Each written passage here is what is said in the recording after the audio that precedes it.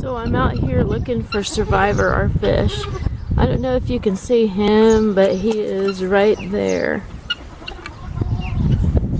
He has been through so much lately, and he's truly lived up to his name, Survivor.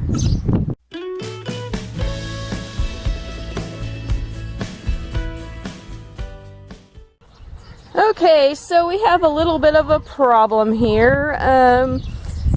Our guineas used to stay up in the barn at night, but for some reason they like to stay outside now, and they like to roost right across the top of this board here. And so when they do that, they of course poop all night long, and so the water in the tank has been getting really gross. So lately I've been letting the water run in it to overflow it and clean it out.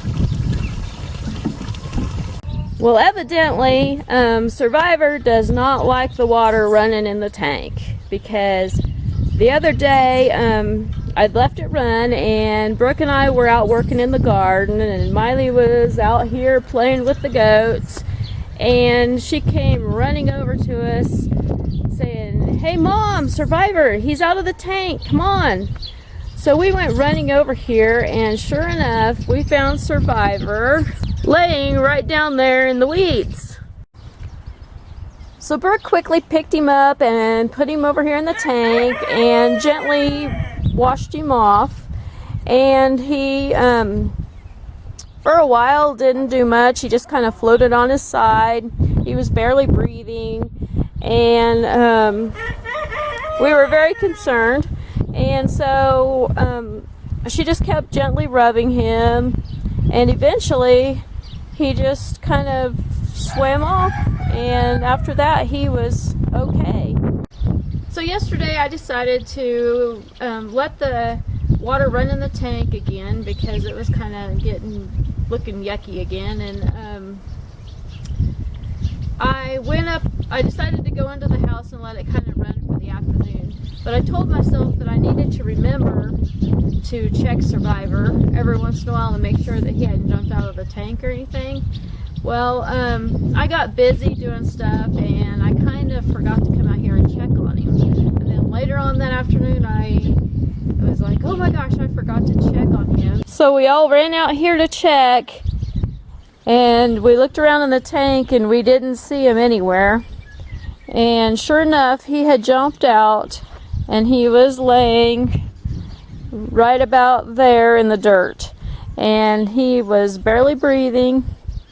His skin was all dried out, and my husband picked him up, and he said even his eyes were dried and everything, and so we thought he was pretty much dead.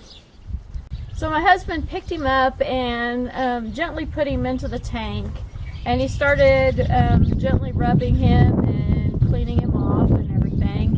And Survivor was barely breathing, and he'd only just float on his side and all that. And so my husband just kept rubbing him and, cleaning him off. And he turned him over and looked at him, and he just had like all sorts of scuffs and bruises. He was actually bleeding, and he looked like he had gotten stepped on by one of the goats too. And so we just kept working with him for a while, probably about like 10 minutes, and surprisingly he eventually got to the point where he started swimming by himself.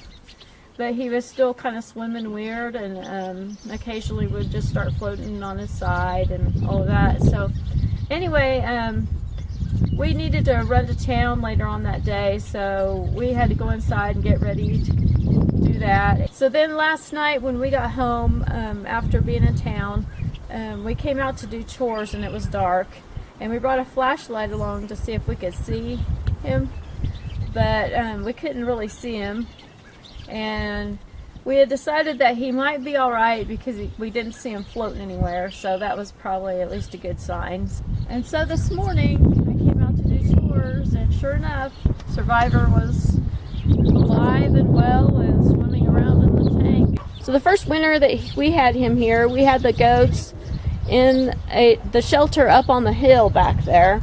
And the reason we did that was because we did not have a good place up here for them. There were too many of them to fit in the barn, and we hadn't yet came up with the idea to use this side of the barn as their shelter.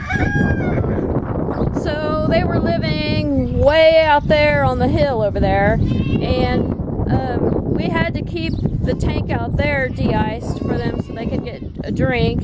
And we were also at the time wanting to keep this tank up here de-iced, but then we had some wiring issues in the barn, and we couldn't run both de-icers at the same time. So we chose to keep the tank going out there for the goats, and this tank froze over, and we had a really extremely hard winter. It was froze for weeks at a time, and so we didn't really expect him to survive that winter. But surprisingly, that spring he came out and he was alive, and so we decided to name him Survivor. It's going to be touch and go for a while to see whether he actually pulls through this, but one thing for sure is he truly is a survivor.